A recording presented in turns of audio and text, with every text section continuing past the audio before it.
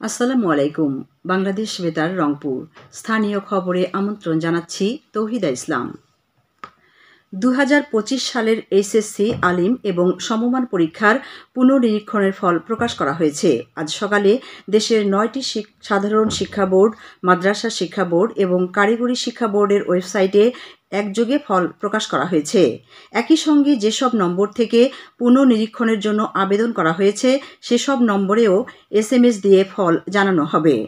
আন্তঃশিক্ষা board পরীক্ষা নিয়ন্ত্রক কমিটির আহ্বায়ক ও ঢাকা শিক্ষা বোর্ডের পরীক্ষা নিয়ন্ত্রক অধ্যাপক SM কামাল উদ্দিন হায়দার এসব তথ্য নিশ্চিত করেছেন। এবার খাতা পুনর্নিরীক্ষণের জন্য রেকর্ড সংখ্যক আবেদন জমা পড়েছে। দেশের 11টি শিক্ষা বোর্ডে মোট 2,26,000 শিক্ষার্থী 4,28,000 খাতা পুনর্নিরীক্ষণের আবেদন করেছেন। এর মধ্যে সর্বাধিক আবেদন পড়েছে ঢাকা শিক্ষা বোর্ডে এবং সবচেয়ে কম বরিশাল বোর্ডে।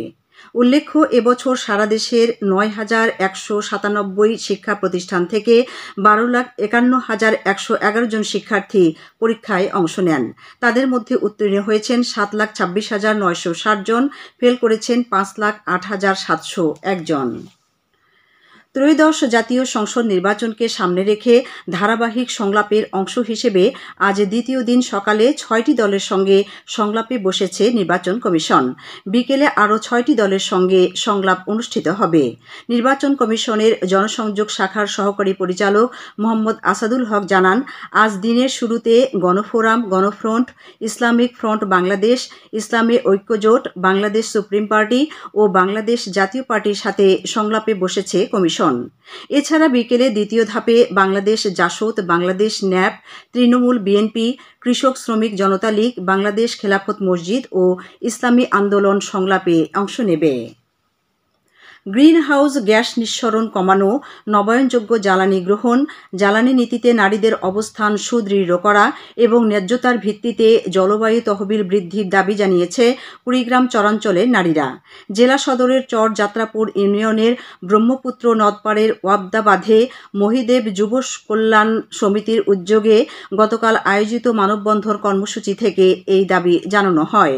মানববন্ধনে অন্যান্যের মধ্যে যাত্রাপুর ইউনিয়ন পরিষদ চেয়ারম্যান আব্দুল গফুর, জেন্ডার সমতা জলবায়ু জোটের জেলা কমিটির সভাপতি শফি খান ও জলবায়ু কর্মী রাকিবুল ইসলাম বক্তব্য রাখেন।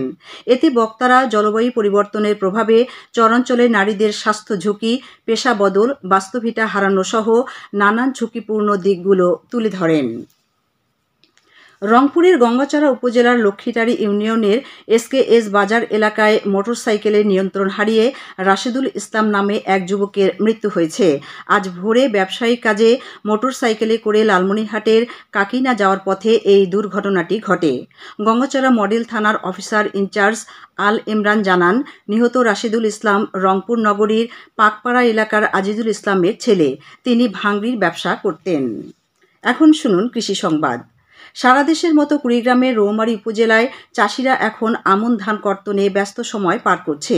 এবার উপজেলায় 9,880 হেক্টর জমিতে আমন ধান রোপণ করা হয়েছিল। এর মধ্যে 4,500 হেক্টরে হাইব্রিড, 5,230 হেক্টরে উপসি ও 50 হেক্টরে স্থানীয় জাতের ধান রয়েছে। এ পর্যন্ত শতকরা অর্ধেক ধান কর্তন হয়েছে এবং চলতি মাসের বাকি অর্ধেক কর্তন হবে। আমন ধান রোপণের পদ্ধতি, সার প্রয়োগ ইত্যাদি বিষয়ে কৃষি সম্প্রসারণ অধিদপ্তর প্রয়োজনীয় পরামর্শ ও কারিগরি সহায়তা দিয়েছে। আবহাওয়া উপযোগী থাকায় এবার আমনের ফলন ভালো হবে বলে আশা করছে কৃষি বিভাগ। এদিকে কুড়িগ্রামের ভ্রুঙ্গামারীতে অনাবাদি পতিত জমি ও বসতবাড়ি রাঙ্গিনায় পারিবারিক পুষ্টি বাগান স্থাপন প্রকল্পের আওতায় পুষ্টি বাগানের উপকরণ বিতরণ করা হয়েছে।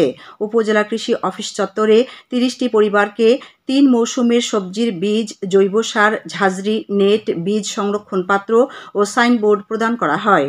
এ সময় উপজেলা কৃষি অফিসার আব্দুল জব্বার ও কৃষি সম্প্রসারণ কর্মকর্তা সরওয়ার তৌহিদ সহ বিভিন্ন ইউনিয়নের উপসহকারী কৃষি কর্মকর্তাগণ উপস্থিত ছিলেন। খেলার খবর ফুটবল। গাইবান্ধায় অনুষ্ঠানরত জেলা পর্যায়ে আন্তঃকলেজ ফুটবল টুর্নামেন্টের আজকের খেলায় গাইবান্ধা সরকারি কলেজ ও সাঘাটার ডিগ্রি কলেজ দল পরস্পরের মোকাবেলা করবে। গতকাল জেলা স্টেডিয়ামে এ টুর্নামেন্টের উদ্বোধনী খেলায় গোবিন্দগঞ্জ সরকারি কলেজ ৬-১ গোলে সুন্দরগঞ্জ সরকারি কলেজকে পরাজিত করে। জেলা প্রশাসক চৌধুরী মোয়াজ্জম আহমেদ এই টুর্নামেন্টের উদ্বোধন করেন। সবশেষে আবহাওয়া।